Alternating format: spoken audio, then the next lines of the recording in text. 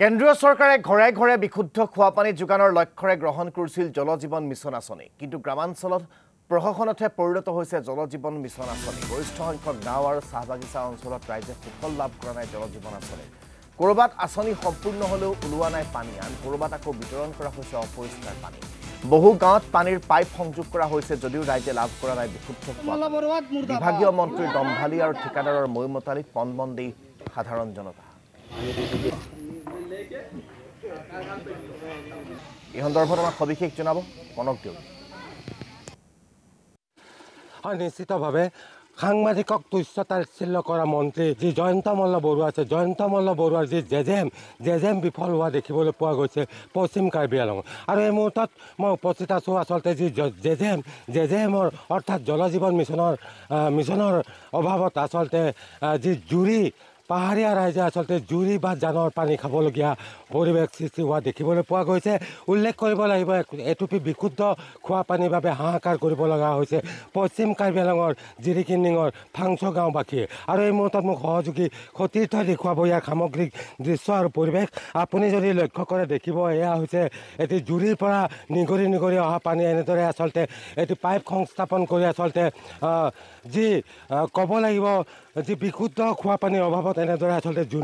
জুৰিৰ পানী তেওঁলোকে সেৱন কৰিব লগা হৈছে সমান্তৰালকৈ উল্লেখ কৰিব লাগিব যি বৃহত্তৰ অঞ্চল আছে বা গাঁও আছে গাঁওখনৰ সকলো লোকেই আচলতে কণ শিশুৰে পৰা আদি কৰি সকলো প্ৰত্যেকটা পৰিয়ালে আচলতে এনেদৰে আচলতে যি পানী আছে জুৰি বা জানৰ পানী তেওঁলোকে সেৱন কৰি আহিবলগীয়া হৈছে উল্লেখ কৰিব লাগিব যি অস্বাস্থ্যকৰ পৰিৱেশত থকা তেওঁলোকে পানী সেৱন কৰিব লগা হয় আৰু এই মুহূৰ্তত উল্লেখ কৰিব লাগিব যি দাম্ভালি মাৰি থকা যি মন্ত্ৰী আছে জয়ন্ত মল্ল বৰুৱাৰ যি জল জীৱন মিছন এই জল জীৱন মিছন যে বিফল হৈছে এয়াই প্ৰমাণিত হৈছে পশ্চিম কাৰ্বি আংলঙত আৰু এই মুহূৰ্তত এগৰাকী স্থানীয় ব্যক্তি আছে মই তেখেতৰ সৈতে কিছু কথা পাতিবলৈ যত্ন কৰিছোঁ দাদা দেখিছোঁ আপোনালোকৰ যি গাঁও আছে জিৰিকিন্দিঙৰ যি ফাংছ গাঁও দেখিবলৈ পোৱা গৈছে বৃহত্তৰ অঞ্চলৰ ৰাইজে আচলতে জুৰি বা জানৰ যি পানী আছে পাহাৰৰ পৰা নামি অহা পানী তেওঁলোকে সেৱন কৰিব লগা হৈছে এক অস্বাস্থ্যকৰ পৰিৱেশত থকা পানী সেৱন কৰিব লগা হৈছে কি ক'ব বিচাৰিব আচলতে সেই কথাটো মই এইটো ক'ব বিচাৰোঁ বা আমাৰ অসমৰ ৰাইজক জনাব বিচাৰোঁ যে জিৰিকিন্দিং বুলি ক'লে প্ৰথম গাঁও হৈছে আমাৰ ফাংচু গাঁও চৰকাৰী গাম্বৰা এৰিয়া সেই চৰকাৰী গাম্বৰা এৰিয়াত বৰ্তমানলৈকে যিটো নেকি 100 ঘৰতকৈ অধিক হ'ব যিটো নেকি সেই জুৰি পানীয়ে মানে তেওঁলোকে যিমানটো পানীৰ কাম সেইটোৱে কামত লগাই আছে কামত কটাই আছে আৰু তেনেকুৱা ধৰণৰ মানে মই ক'ব বিচাৰোঁ যে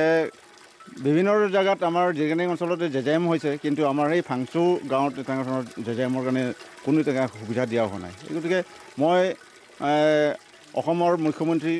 ডক্টৰ হিমন্ত বিশ্ব শৰ্মাক মই অনুৰোধ কৰিব বিচাৰোঁ যে পুৰণিৰ পৰা যিটো স্থাপন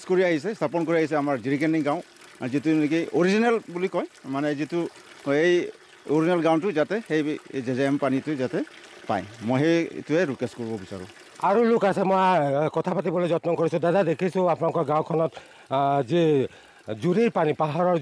জুৰিৰ পানী সেৱন কৰিব লগা হৈছে গাঁওখনত আচলতে কিমান মানুহ আছে আচলতে ইয়াতে মানুহটো আমি ক'ব নোৱাৰোঁ কিন্তু ইয়াত বহুত ঘৰ আছে 100-150 এনেকুৱা ঘৰ আছে আৰু চবৰ 100 ঘৰৰ ভিতৰত কিছুমান ওচৰতো আছে আৰু কিছুমান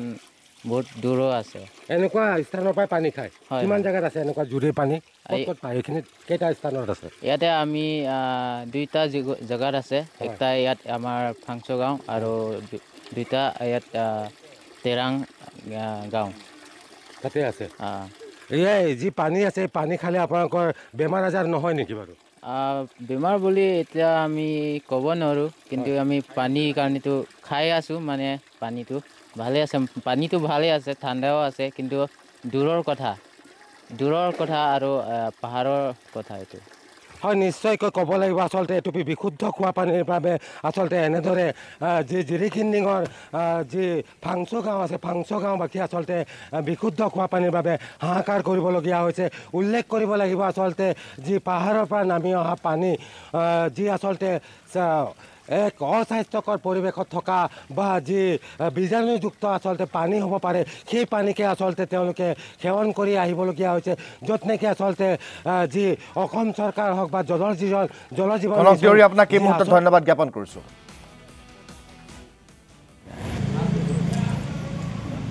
অচল থকা অৱস্থাত পানী যোগান বন্ধ কৰক। জয়ন্ত মল্ল বৰুৱাক মুৰ্দাবাদ।